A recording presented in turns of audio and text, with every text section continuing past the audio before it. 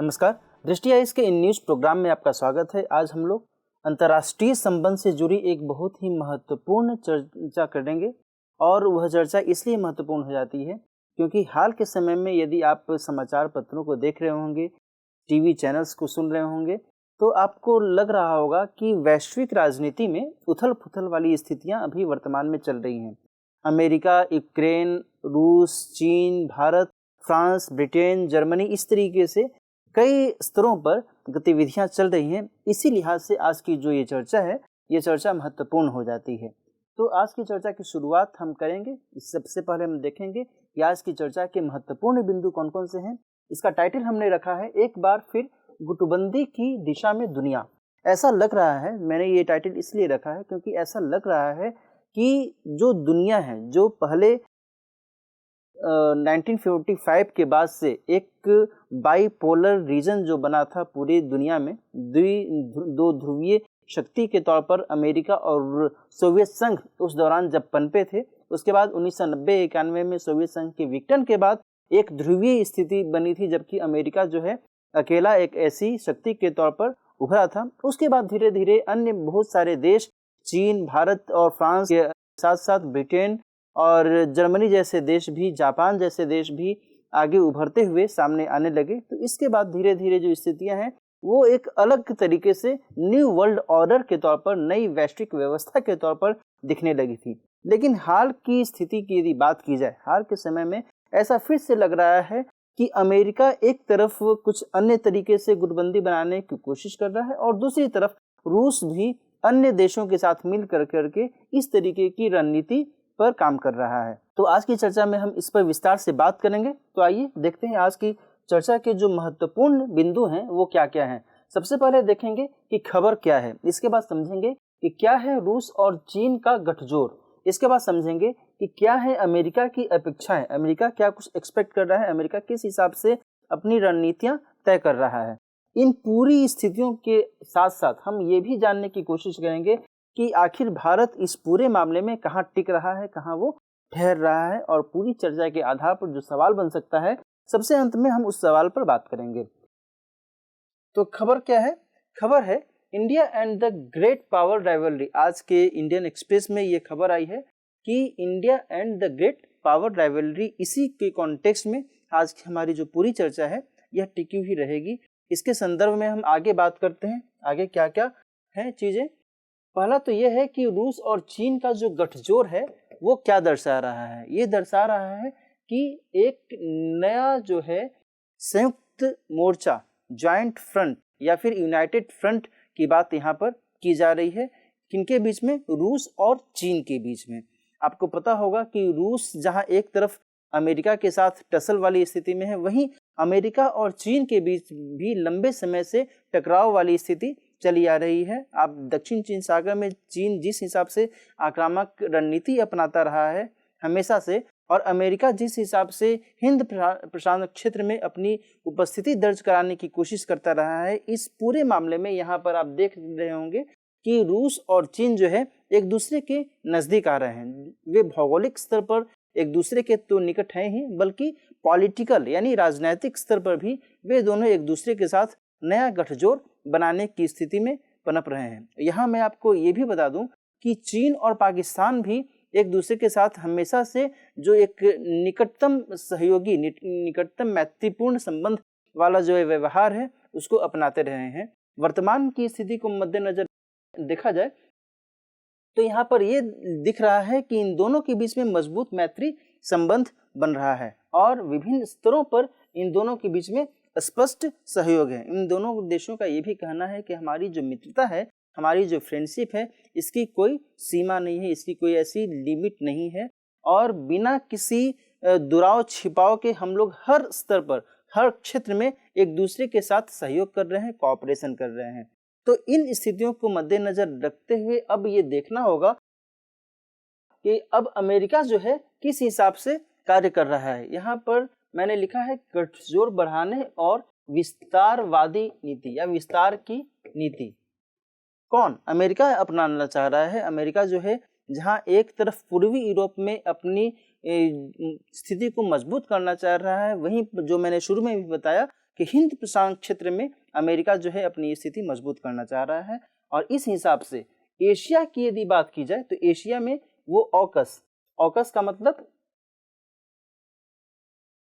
Australia,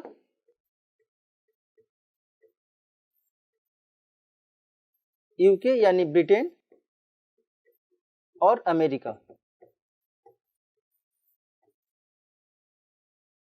इन 3 देशों के बीच में एक गठबंधन बना है ऑकस, जो कि बहुत ही महत्वपूर्ण साबित हो रहा है हिंद प्रशांत क्षेत्र में।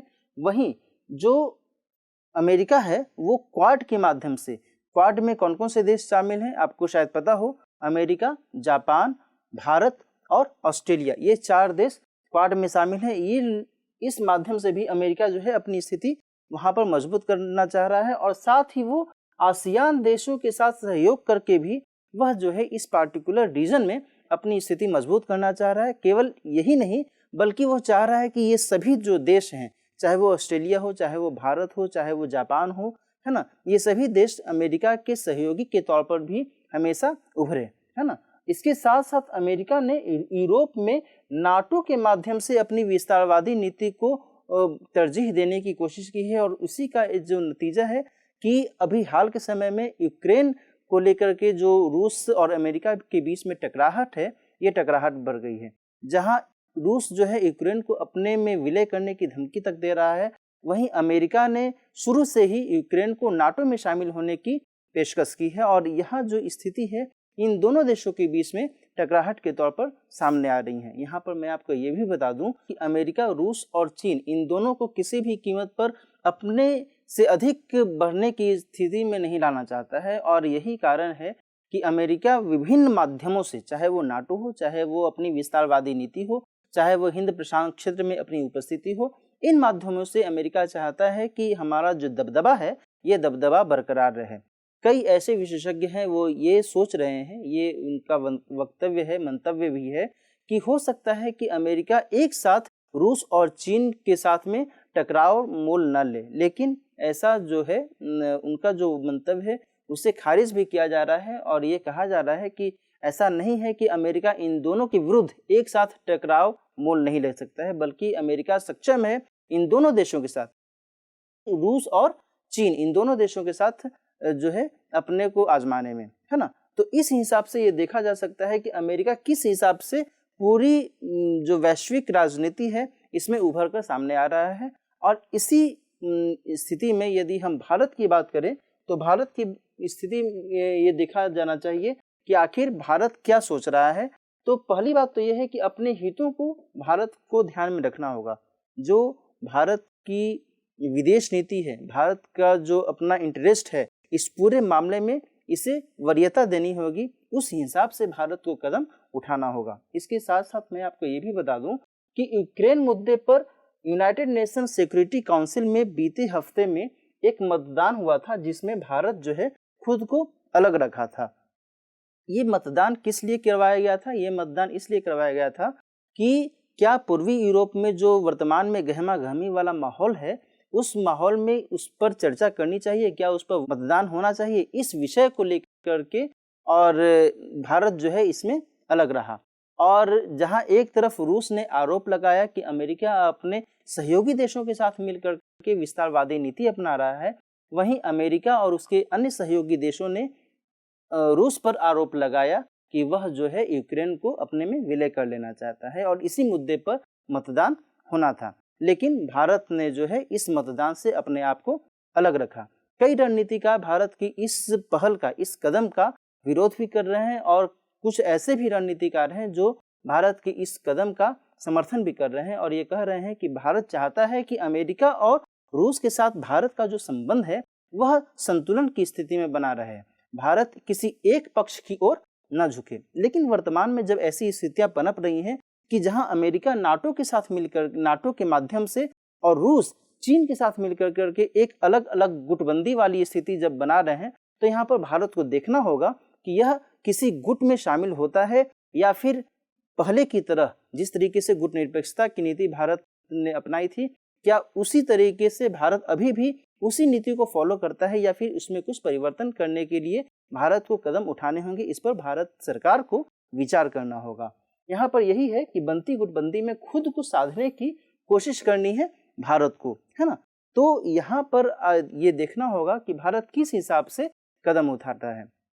मैं आपको बता दूं कि यहाँ जो भारत अलग रहा, इसमें केवल 3 ही देश ऐसे थे जो कि इस मतदान प्रक्रिया से अलग रहे थे। इनमें भारत के अलावा गैबन और केन्या 2 अन्य देश थे जो कि इस प्रक्रिया से अलग रहे थे, और रूस ने भारत के इस कदम की सराहना भी की है ना। तो कुल मिलाकर ये कहा जा सकता है कि वर्तमान में जो गुटबंदी बनने की जो स्थितियां पनप रही हैं, जहां एक तरफ नाटो के माध्यम से अमेरिका चाह रहा है कि कई सारे देश उसके साथ मिलकर करके और नाटो को फिर से रिवाइव करें, वहीं रूस जो है चीन के साथ मिलकर करके और अन्य जो उसके समर्थक देश हैं उनके साथ मिलकर करके रूस चाहता है कि अमेरिका को प्रतिसंतुलित करने की कार्रवाई की जाए। यहाँ पर यह देखना होगा कि भारत किस तरीके से अपनी विदेश नीति को अंजाम देता है, और इसी हिसाब से भारत का जो कदम होगा वह विचारणीय होगा। वहाँ पर वो ऑब्जर्वेशन वाली स्थिति यहाँ पर सामने आ जाती है ना। तो आज की चर्चा में हम यहीं तक सीमित रखते हैं। आज की चर्चा के आधार पर जो सवाल बन सकता है उस सवाल को देख लेते हैं। रूस और अमेरिका तनाव के बीच बनती गुटबंदी के मद्देनजर भारत की अवस्थिति पर चर्चा कीजिए। बहुत ही सीधा सा सवाल है, मैंने आपको विस्तार से यहाँ पर चर्चा की।